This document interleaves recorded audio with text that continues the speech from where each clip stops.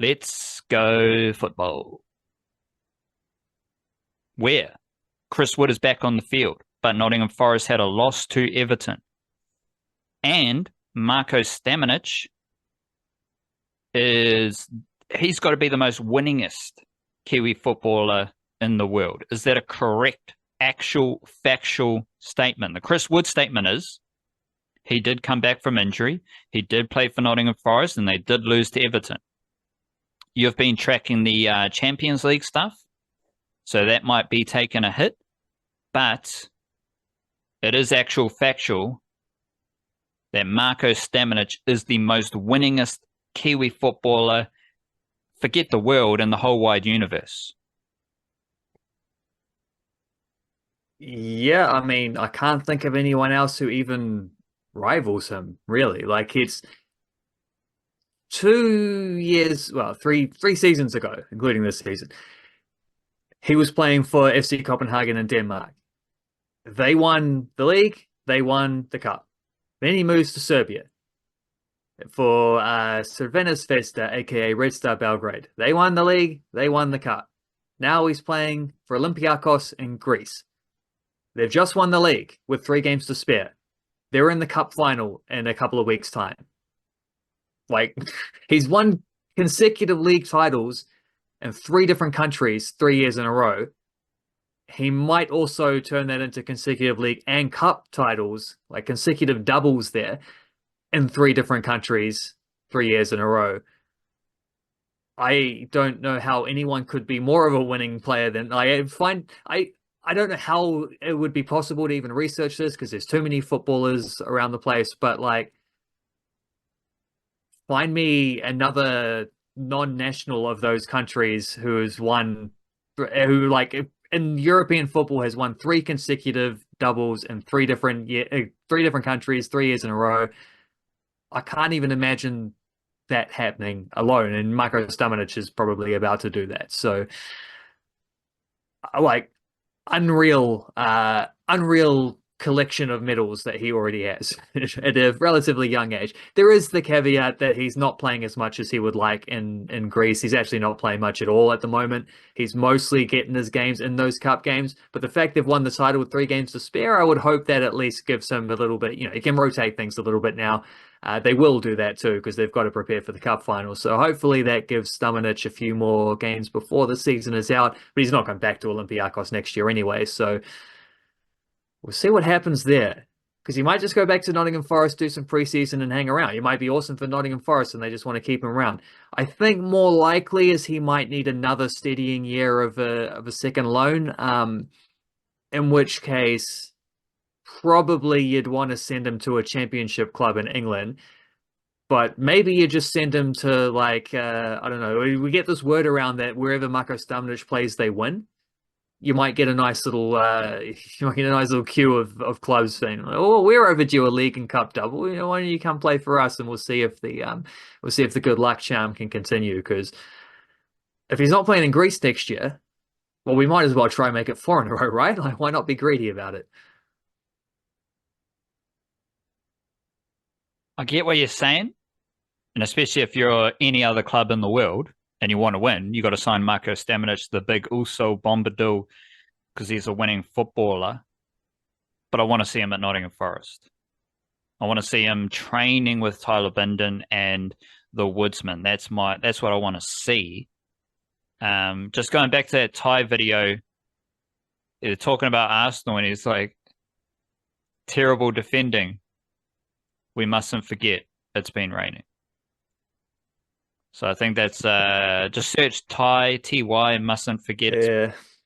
because it's a good old giggle, and I feel like that sums up my Wellington Phoenix vibe. Like, Well, it's always raining in Wellington, so I guess they've just got the constant excuse. I don't know. windy.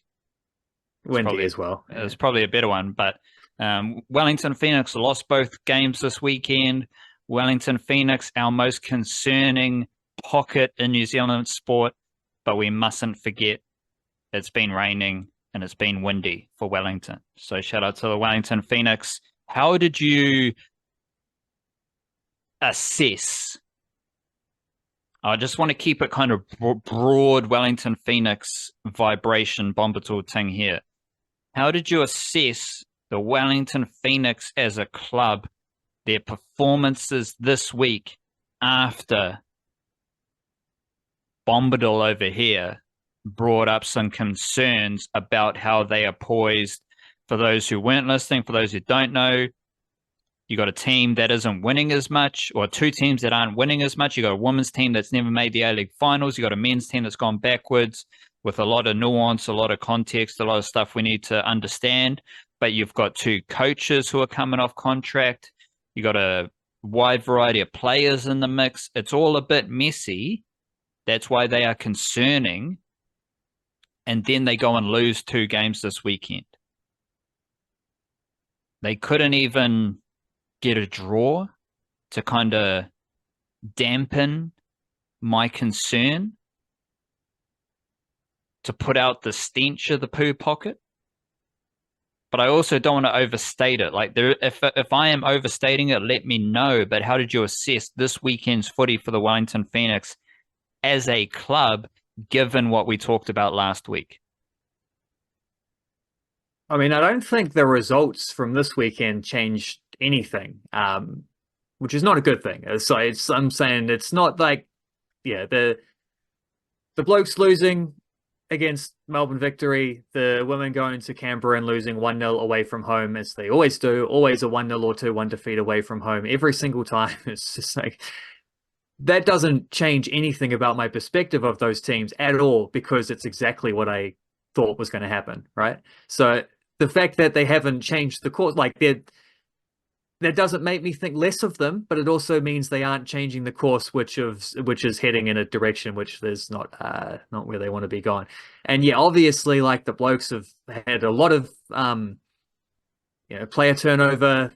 They have a lot of player turnover every year, but this year in particular, it seems like, because some of the players they lost were local guys they were relying on, academy grads, like, they just weren't able to get as much from the next wave, who probably aren't ready yet, because those guys, like Sermon and Paulson and Ben Old, came through so quickly. So not suddenly, like, they had a few years brewing, but it's just once they started getting those first team reps, or first 11 reps last year, they were so good so immediately that they didn't even have time to develop the next lot of guys behind them. They ideally, for a team building perspective, you'd have kept those players around for 2, maybe even in 1 or 2 cases 3 years, to allow them to set the example and give you some room to build. But that obviously didn't happen. And there are things that are going to have to be learnt about that, because this is a development club that wants to bring through their academy players. They want to be able to sell them. They want to be able to fund the club through those player sales, which is kind of the only way they can do that. Like, they lose money every year otherwise. But there has to be a balance as well, and you can't just be selling all your best young players immediately. Like, maybe you need to hang on to them for a year or two. And something that Chiefy has said at times as well is that often those players are better for having a couple years in the A-League. Like, not just you come in, you do great first year, and then you move somewhere else. Like, actually having 2 or 3 or 4 years of consolidating your performances, which is why I've eased up maybe a little bit on it would have been nice to see Alex Paulson, after he left the Phoenix, go straight to England and maybe have a loan somewhere there where he can get used to that style of play a little bit more. But also, while it feels like he's just repeating himself by having another year in the A-League, he is repeating himself as the best goalkeeper in the A-League. So it's not like that's a bad thing. He's just continuing to work hard and iron through little aspects of his game, and he's probably going to be a better goalkeeper next year for that experience, especially if he can, win a title with Auckland FC. I think that would certainly boost his confidence and his development both, and his reputation. So, like, yeah, of course there's caveats and stuff, but it's just the Phoenix men feel like they've gone maybe a little bit too far in that, and they've been caught out by it. I suspect that there is, well, I don't know if it's a hope or a suspicion. I'm not sure which side of it we're on yet, but I think there is definitely a possibility that they will just they can learn some lessons from what they did here. Maybe recruit a little bit better, maybe try get a few more players in the prime of their careers, but also bring on the young guys who have gotten good opportunities this season. Matt Sheridan, Nathan Walker, Luke Brooks-Smith, etc. Both the Kelly Heald brothers. Um, bring in those kind of guys with another year under their belts. So they're gonna step up a little bit more. They're gonna be a little bit more ready to fulfill the roles that maybe they were asked to this season before they were ready to entirely. Um, I can see that being a thing where you don't have to shake up the whole processes, right? You don't have to shake up the whole direction you're on. You just need to make a few tweaks here, there, and yeah, recruit a little bit better. Maybe spread the sails out a little bit more, all these kind of things.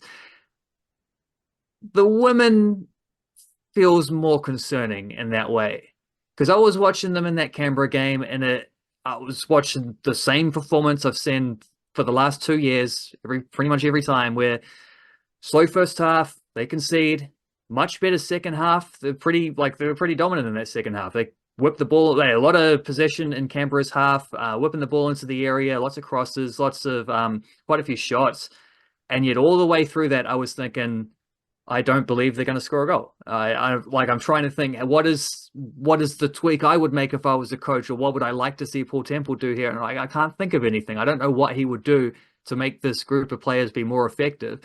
And it just feels like, yeah, it feels like them as a team that is a little bit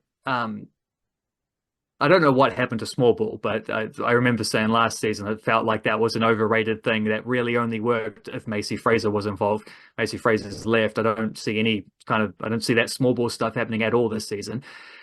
But they are definitely a team that has like a lot of local youngsters. Same thing. They want to be a development team. They want to be able to develop their own players and bring them through the different pathways in this team and that team and the next team into the A-League. But they feel so stuck in the like process-driven way of thinking where I think you just need a few more players out there that want to shred the playbook and just go and like try score some goals. Rather than everyone being like, well, we'll try next time, we'll pass. Where am I supposed to? Everything's caught up in sort of like this little minutiae of thinking, and they don't have enough players who just have that kind of like ferocious attitude. Which you could argue the fellas actually have had a lot of that same issue outside of maybe Corbin Piper, who everyone loves because he's the opposite of this. He's the guy who just goes out there and jumps over guys twice his height and wins headers and does crazy stuff like that. But yeah, the women feel so stuck in that in the way that they're trying to play, that the bigger picture is almost a little bit lost there. And I don't know how you fix that necessarily, outside of just maybe signing players of a slightly different profile and not trying to sign a whole bunch of players who everyone has a midfielder's skill set and can do little like touch and pass stuff and whatever. You might need to just actually sign a few players who maybe aren't as technically good, but will have that knack of popping up in the right place and, are desperate to score goals and things like that, because I don't see a lot of desperation in how they play, and I think that is a fairly significant concern because they were close to the finals last year. They've been close to the finals this year, but unfortunately last year and this year feel almost exactly the same, and that's, if you're staying still, you're going backwards. That's not a good thing. And we don't know who's going to be coaching either team. And we don't know who's going to be coaching either team. Yeah. Although I will say their reserve teams, which is a little bit complicated on the women's side of it, because the men's side of it, their reserve team is just the under-20s they play in the men's Central League. They've won 3 games out of 3. They've scored 11 goals. They've conceded 1. So they're actually tearing up in the men's Central League. On the women's side of it, they have an under-20s team that plays in the National League. For the last 2 years, they have done, same as the blokes do, but they don't play in the Women's Central League. They play in the Boys Capital Development League. So they're playing in, originally it was the under-17s, but under-17 boys is close to men's size and physicality and athleticism. So they kept losing games there and not getting to develop like they should. So they dropped it last year to the under 15s. They're going to be there again. So that's their reserve team. But this year they've put their third team, so the under 18s, are playing in the Women's Central League against, Wellington United, Waterside Croydon, etc., etc., etc. And they've played 3 games in that division. This is the Wellington Phoenix under 18s women, so effectively the third rung on the ladder. I don't know what the equivalent is, that like SG Ball or whatever that would be for or the one above that. I don't know, whatever for NRL. But they've played 3 games. They've won 3 games. They've scored 22 goals, I think, and conceded 1.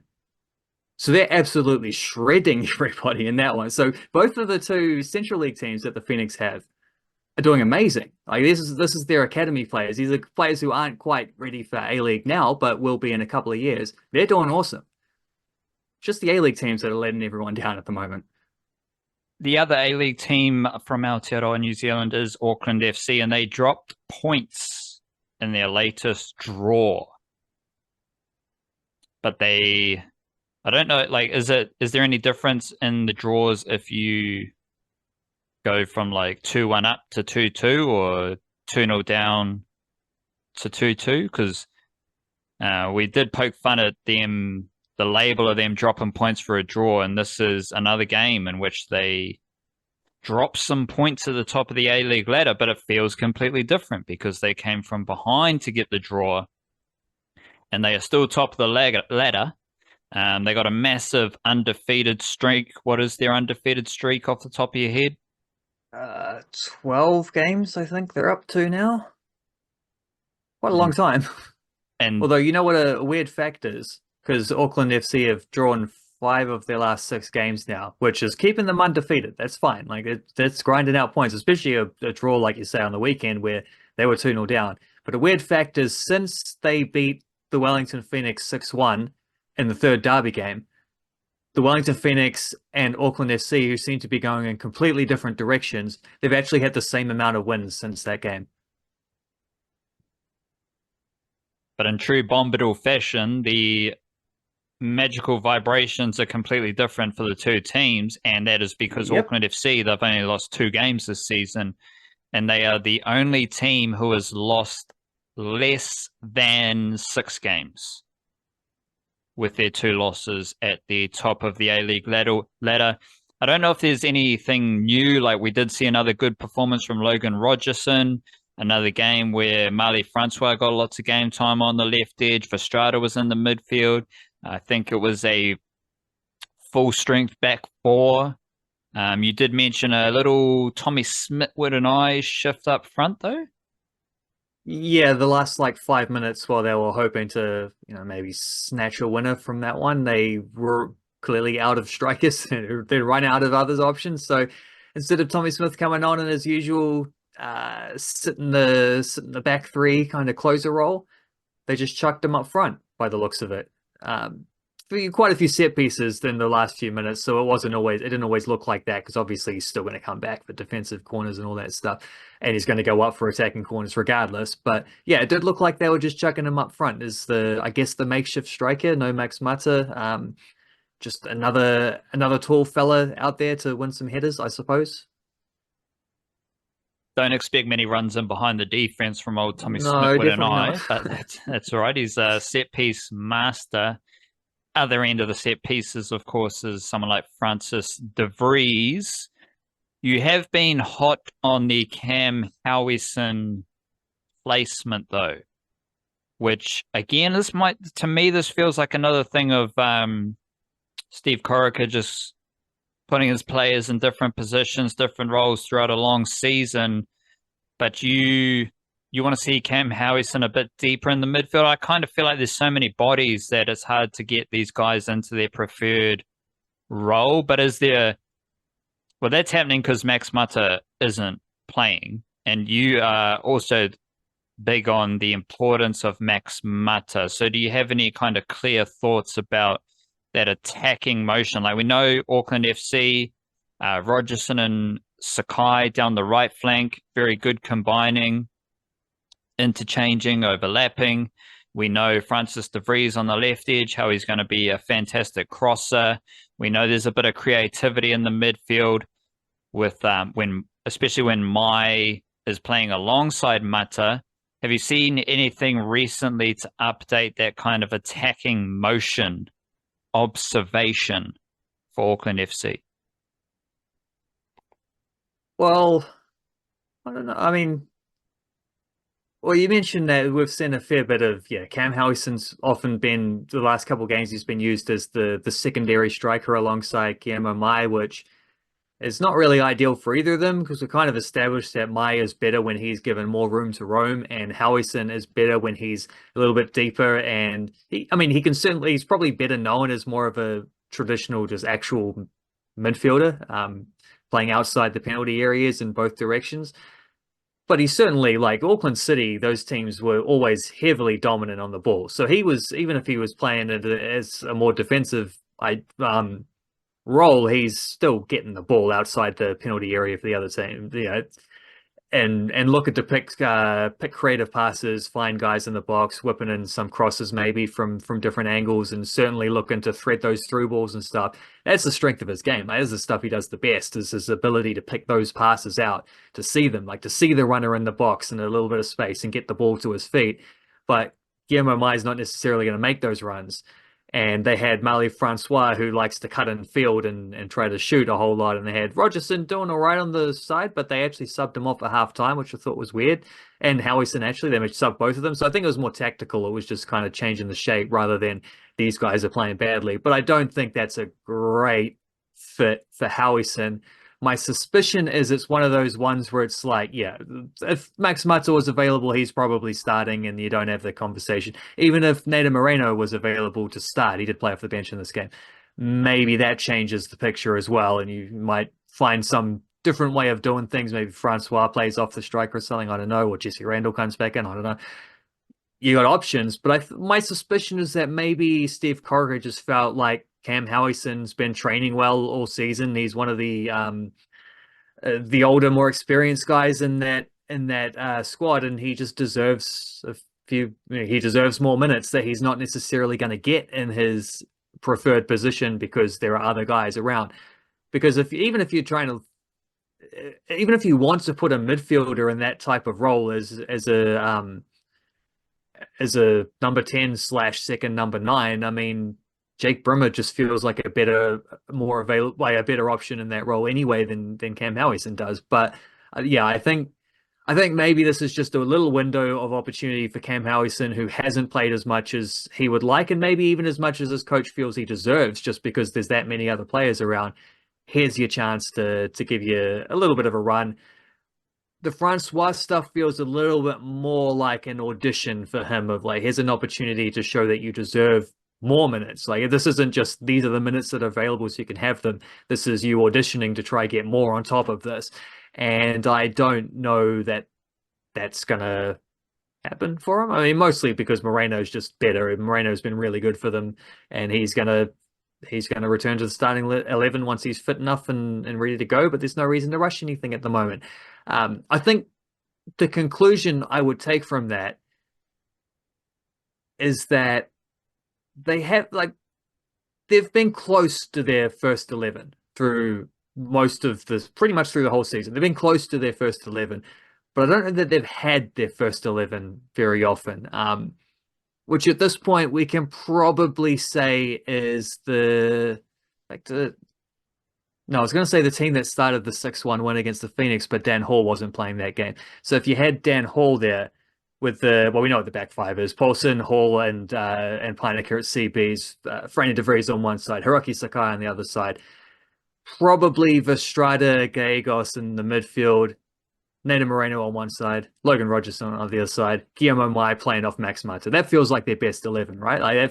And it also seems as though I'd have to check the numbers. Maybe I'll check this in the email if I have a look through and get the specifics of it. But it feels like there's always been one or two guys missing from that equation in the last few weeks, but not missing in a way where it's like you have to come up with something better. More missing in a way where it's like, well, stop gaps. This 1 week, 2 weeks, this guy's out injured. We're not going to risk him. We're not going to rush Moreno back in the starting lineup. We're sitting top of the table in a good position here. let's make sure everyone's ready to go for the actual finals. And then I suspect we see that first 11 playing as much as possible. And I think there is a difference with Auckland FC. I think there is a thing where like there is a drop off when you put other players in those things. It's not even necessarily a skill thing. It's maybe just like the balance of that team is really good when they have everyone available like that. And taking one or two guys out and putting in someone like, Francois is a different player than Moreno. Jesse Randall's a different player than Max Mata. Cam Howison's a different player than Jesse Randall or Max Mata. It just changes the balance a little bit. And maybe that is to blame for them being, because they're not a team that was necessarily a couple, Phoenix game aside, they're not really a team that's blowing sides away. They're built on being a very good defensive team and then scoring timely goals. So that does maybe leave a margin for error that isn't massive, and a few little tweaks here or there can maybe tip things up a little bit. So I guess the conclusion of that is that I don't think they're anything of a worse team for having drawn 5 of their last 6 games. I just think they've been missing a couple players each time, and I don't think those players are going to continue to be missing once it comes to the crunch time knockout games. You did mention the Wellington Phoenix reserves, but we've also got the Auckland FC reserves. How have they been tracking in the local footy scene in relation to being top of the league in the A-League? Well, the opposite of the Phoenix having good reserves and bad A-League teams is that the Auckland FC have they have the best A-League team, and their reserves are, for a reserve team, they're doing all right. For a brand new reserve team that isn't building off of previous years like those next teams are, they haven't won a game yet, but I think they did have a draw against Fencibles, I think, in week 1, and they've not been thrashed except for this weekend. They did actually get thrashed. I think they lost 5-2 to Auckland United, who looked pretty good. Auckland United did the thing I was talking about with the Wellington Saints and basketball, where it's like they've just built a team that's very specifically, we're not going to take any excuses for missing National League qualification this season like we did last year. So they've, for example, signed Emiliano Tade, who I thought was retired. I was told he was retired. He's come out of retirement to play for Auckland United, and he's scored in all 4 games that he's played so far. Plus, they've got some good signings, guys returning from overseas like Dre Vollenhoven and a few young fellas that they're bringing through. Luca Lim's had a very good start. He's a Kiwi lad, but he's of Cambodian heritage, and I think he's actually been involved. Certainly, he has an age grade stuff for Cambodia. I think he might even be not that far away from Cambodia's first team, but I'm not sure. I don't know the selection intricacies of Cambodia, but there's a good young player there who's been scoring some goals as well. So. Cool stuff happening outside of Auckland FC, but who has been the best young player for Auckland FC in their reserves teams that you're watching out for as progressing into that A-League group? It does seem like there is a gap between the reserves and the first team, but you are seeing a few of those scholarship players bridging that gap. So like Finn McKinley's played quite a few games, Adamo Koulibaly's played a few games. We haven't seen any of the over 20s players yet, so I wondered if maybe Liam Gillian might get some minutes there, or if Louis Toomey might get some minutes there. I think both of them, from what I gather, they both played preseason games with the reserves, but neither of them have been seen yet for the actual Northern League stuff. They've cycled through 3 different goalkeepers in 4 games, so that's interesting. They're keeping things keeping things funky and giving everyone a chance there. Funkiest part of that is that they had a guy they signed from Fencibles, Eli Jones, who played in the game against Fencibles, and then they had I think Joe Knowles played in the game. He was signed from Eastern Suburbs. He played in the game against Eastern Suburbs. Blake Callanan was signed from Auckland United, and he didn't play in the game against Auckland United, so I thought that might happen, but instead that was another Joe Knowles one. Knowles is probably the 3rd choice keeper. He'd be the guy who, if Michael Vowd or Alex Paulson got injured, he would go into a match day squad. So good to see him getting some minutes. But yeah, Ralph Rutherford's done some nice things. He's one that stood out a little bit. But I think you're probably looking at the scholarship guys there. like McKinlay, like Ollie Middleton, like Jonty Bidwa, Adama Koulibaly. Sure, there's someone else I'm missing, but etc. Cody Phoenix isn't on a scholarship contract, but he's captaining that side. He's pretty handy, playing left back for them. So it's a good side, but it is also a young side that's being brought together all at once. So it's probably going to take them a little while to start turning that into results. That was frankly the same thing as happened to the Wellington Phoenix when they started. They lost games and it took them a few years to get more competitive. So they're on their way. They're doing all right.